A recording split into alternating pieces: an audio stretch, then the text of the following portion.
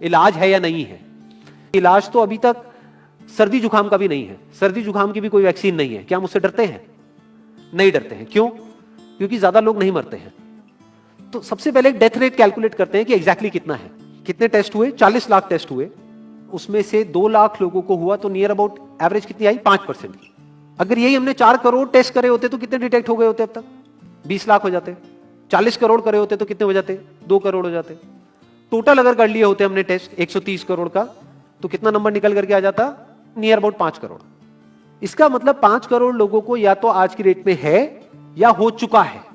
और एक और मजे की बात यह है कि कोरोना में ऐसा नहीं है कि जिसको भी होता है उन सबके सिम्टम्स आते हैं। 80% से ज्यादा जो केसेस होते हैं वो असिम्टोमेटिक होते हैं, उनमें कोई सिम्टम्स नहीं आते हैं। यानी अगर मुझे हो गया है और मैं ठीक भी हो गया हूं तो मुझे पता तक नहीं है। वो तब मुझे पता लगेगा अगर मैं अपने टेस्ट कराऊंगा जिसको एंटीबॉडी टेस्ट बोलते हैं, और मेरी बॉडी में एंटीबॉडीज मिलेंगी, तब मैं कह सकता हूं कि हाँ मेरे को था और वो ठीक हो गया है। तो अभी अगर हम बेसिक सी कैलकुलेशन करें तो 5 करोड़ निकल करके आ रहा है नंबर। उसमें से डेथ कितनी हुई है? 5,800। तो 5 करोड़ में से 5,800 डेथ हुई है। पहले तो इसको कैलकुलेशन को हमको ठीक करना है। डेथ को अंडर रिपोर्ट करने का कोई तरीका नहीं है, बल्कि ओवर रिपोर्ट किया जा सकता है। ओवर रिपोर्ट कैसे? फॉर एग्जांपल आपकी बॉडी में टेस्ट हुआ, आपकी बॉडी में मिला कोरोना वायरस, लेकिन आपके अंदर पहले ही बहुत सारी प्रॉब्लम्स चली रही थी, तब भी आपकी किसी ना किसी वजह से डेथ होने ही वाली थी। बट क्योंकि ये कोरोना आया आपकी बॉडी में, इस वजह से आपकी डेथ हो गई, तो ये ट्रिगर कर गया। तो ये जो 5800 का नंबर है, ये इससे कम तो हो सकता है, इससे ज्यादा होने के चांसेस बहुत कम है। बट एक बार को हम मान लेते हैं कि इतना ही है नंबर, ना कम है ना ज्यादा है, तो कितनी परसेंटेज निकल करके आई? 5 करोड़ में से अगर 5800 डेथ्स हुई हैं तो क्या परसेंटेज निकल करके आई? Near about 0.01%। ये उससे बहुत कम है जितनी डेथ्स हमारे यहां पे होती हैं रोड एक्सीडेंट की वजह से। हर साल की अगर हम एक कैलकुलेशन देखें तो 1.5 लाख से ज्यादा डेथ हो जाती है इंडिया में रोड एक्सीडेंट्स की वजह से। हर 4 मिनट में एक डेथ होती है रोड एक्सीडेंट की वजह से। और अगर अभी आप देखोगे सड़कों पे एक बहुत ही फनी चीज नजर आ रही है। 2 व्हीलर पे जा रहे हैं, मास्क सबने लगाए हुए हैं, कभी भी नोट करना इस चीज को।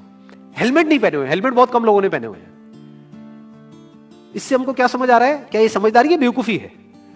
क्योंकि हेलमेट ना लगाने की वजह से उनके मरने के चांसेस उससे बहुत ज्यादा है, कई गुना ज्यादा है जितना कि कोरोना से मरने के उनके चांसेस है। तो ये डर है जो चारों तरफ फैल रहा है, और मीडिया डर को और बढ़ाता चला जा रहा है। और क्योंकि सही इंफॉर्मेशन किसी के भी पास में नहीं है, या सही कैलकुलेशन किसी के पास में नहीं है, ये जो अभी हम कर रहे हैं इसको मैथमेटिकल मॉडलिंग बोलते हैं। यानी एक डेटा को देख करके एक मॉडलिंग करी जाए और फिर समझा जाए कि एक्चुअल में जो सही डेटा है वो क्या है। ये नहीं कि लिमिटेड डेटा के बेस पे हम कोई भी कंक्लूजन ड्रॉ कर लें और उसके बेस पे डरते रहें। तो अगर इसका डेथ रेट 0.01% है तो हम सब इतना डर क्यों रहे हैं?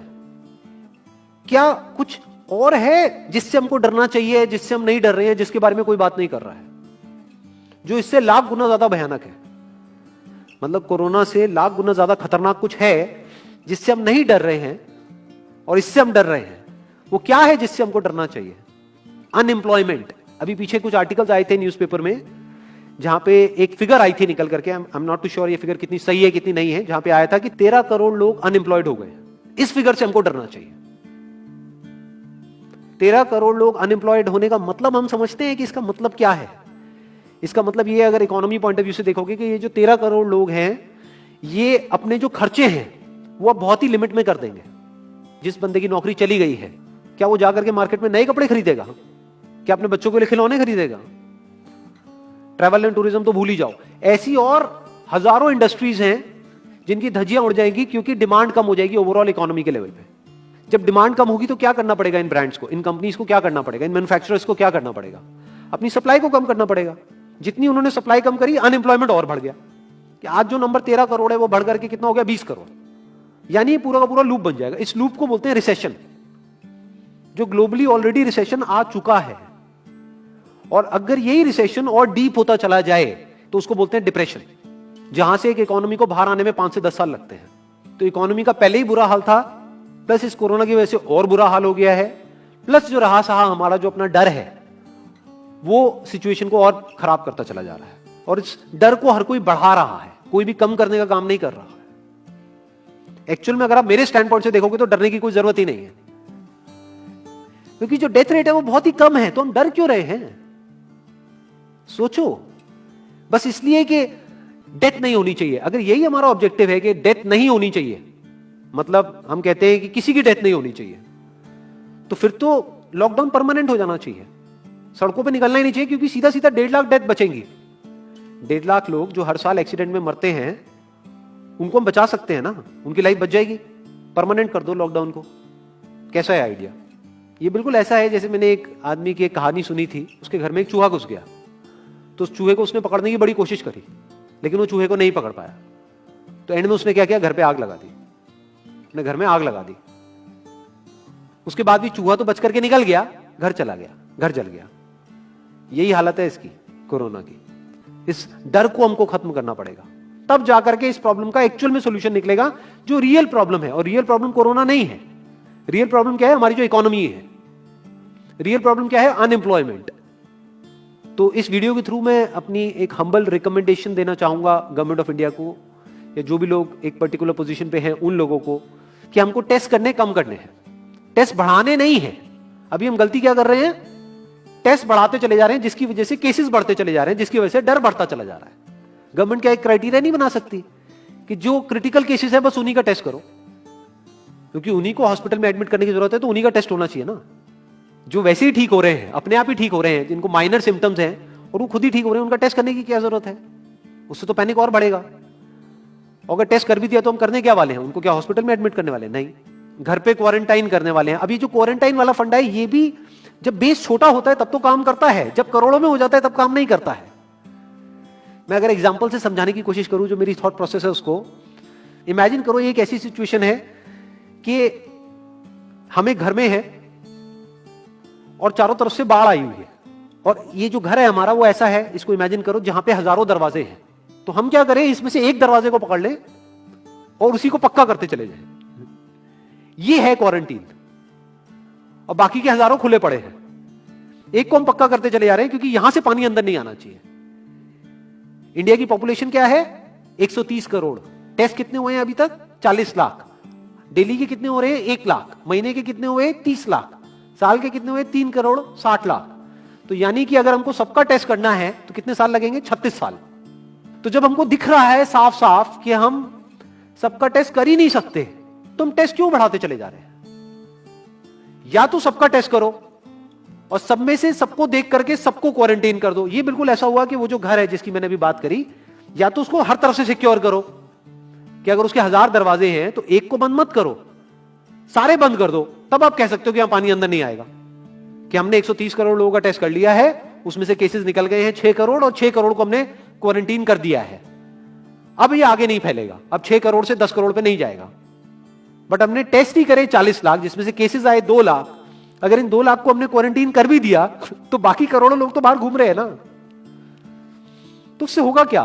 तो अब हमको समझ जाना चाहिए कि इसको रोकने का कोई तरीका नहीं है।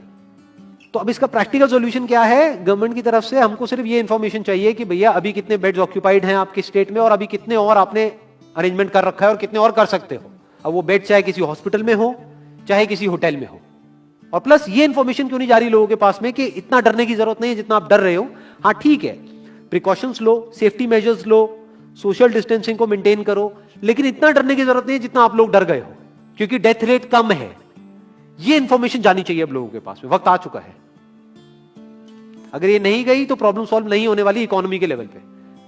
कॉन्फिडेंस खत्म हो चुका है, रियलिटी को हमको पहले समझना होगा। अभी प्रॉब्लम क्या हो रही है? हम कह रहे हैं कि हाँ कंस्ट्रक्शन एक्टिविटीज अलाउड है। गवर्नमेंट को क्या लग रहा है? अलाउड बोल करके सारी प्रॉब्लम सॉल्व हो जाएगी। अलाउड तो हो गई, बट मेरे जो फ्रेंड्स हैं जो कंस्ट्रक्शन इंडस्ट्री में हैं, वो बता रहे हैं कि लेबर ही नहीं है, लेबर सारी अपने गांव चली गई है। तो अब कौन कंस्ट्रक्शन करेगा वहां पे? अब ये लेबर चली तो गई है, इसको वापस कैसे बुलाओगे? मीडिया में अगर रोज ये दिखेगा कि केसेस बढ़ रहे हैं, केसेस बढ़ रहे हैं, केसेस बढ़ रहे हैं, वापस आएंगे वो लोग? 1 से लाख नहीं आएंगे। तो उनको मीडिया में क्या दिखना चाहिए, न्यूज में क्या दिखना चाहिए? कि अब ये प्रॉब्लम सॉल्व हो रही है।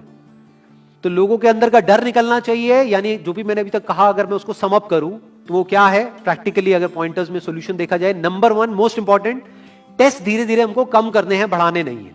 दिन के 1 लाख टेस्ट हो रहे हैं, मैं ये नहीं कह रहा कि एकदम से 10,000 कर दो, 1 लाख के 90,000 कर दो, एटलीस्ट बढ़ाओ मत।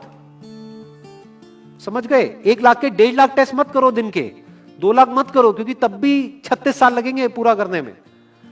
अगर आपने स्पीड डबल भी कर दी तब भी 18 साल लगेंगे। 18 साल तक तो पता नहीं ये बीमारी कहां होगी, किसी को याद तक नहीं होगा। तो करना क्या है गवर्नमेंट को, अगर थोड़ा सा सेंसिबली चले कि टेस्ट को धीरे धीरे कम करते चले जाओ, यानी 1 लाख से 90,000 कर दो, फिर कुछ दिन बाद 80,000 कर दो, फिर 70,000 कर दो। इसकी वजह से क्या होगा, मीडिया में केसेस कम होते हुए दिखेंगे, अखबारों में केसेस कम होते हुए दिखेंगे, हर जगह पे जहां पे अभी आ रहा है कि अभी तक की सबसे बड़ी फिगर, आज तक के सबसे ज्यादा केसेस, वो सब धीरे धीरे कम हो जाएंगे। कम मीडिया में पैनिक फैलेगा, कम पैनिक फैलेगा लोगों में, धीरे धीरे लोग बाहर निकलना शुरू होंगे, जो अभी नीड ऑफ द आवर है। धीरे धीरे लोग बाहर निकलेंगे, धीरे धीरे डिमांड बढ़ेगी, धीरे धीरे लोगों में कॉन्फिडेंस आएगा, धीरे धीरे लोग जो गांव चले गए हैं वो वापस आएंगे। एक्चुअल में काम शुरू होगा, ऑन पेपर नहीं कि काम शुरू हो गया है, एक्चुअल में लोगों का काम शुरू होगा, लोगों का काम शुरू होगा, इकोनॉमी शुरू होगी। बिल्कुल ऐसा है जैसे 2 महीने के लिए आप किसी गाड़ी को बंद करके कहीं पे रख दोगे राज में, तो क्या होगा, बैटरी डाउन हो जाएगी, उस वक्त क्या करना पड़ेगा, उसको धक्का मारना पड़ेगा। तो अभी उस धक्के की जरूरत है, जंप स्टार्ट की जरूरत है। अब जो टाइम है वो डरने का नहीं है, इस डर को खत्म करने का है, क्योंकि कोरोना ने जितने लोगों को नहीं मारा, ये डर मारने वाला है असलियत में। तो अब इस डर को खत्म करने का टाइम आ गया है। अब हम सबको मिलकर के दिमाग ये लगाना है, ये नहीं कि डर को कैसे बढ़ाएं, बल्कि दिमाग ये लगाना है कि डर को कैसे कम करें या खत्म करें, और लोगों के कॉन्फिडेंस को कैसे वापस से लेकर के आए।